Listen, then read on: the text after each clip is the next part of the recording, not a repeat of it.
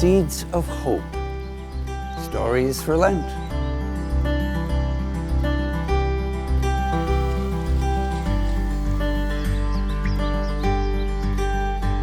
Today's story seed concerns an elderly carpenter who is ready to retire.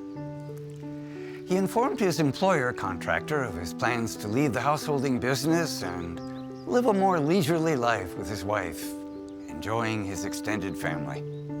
He'd missed the paycheck, but he needed to retire. He knew they could get by.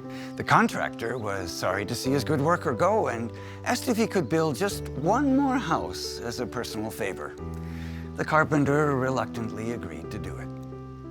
But in time, it was easy to see that his heart was not in his work. He resorted to shoddy workmanship and inferior building materials. It was an unfortunate way to end a dedicated career. When the carpenter finished his work, the employer came to inspect the house. And he handed the front door keys to the carpenter, saying, "This is your house.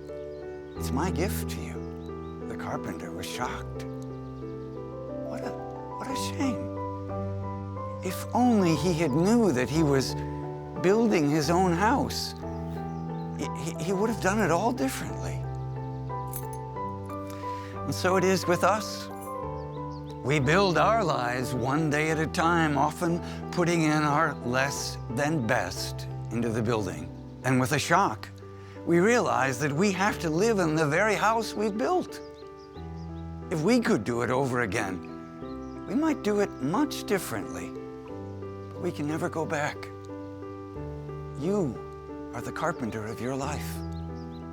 Without knowing it, each day you hammer a nail, you place a board, you erect a wall.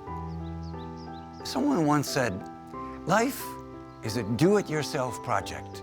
Your attitude and choices that you make today build the house you live in tomorrow. Build wisely on a proper foundation, so you may live in the house of the Lord forever. Amen? Amen.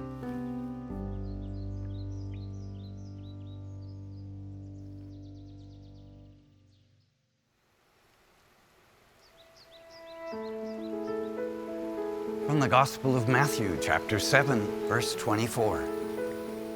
Everyone who listens to these words of mine and acts on them will be like the wise man who built his house on the rock. Watering the seeds. What have you constructed in your life that should be remodeled? What additions could you bring into your life that would add value to it?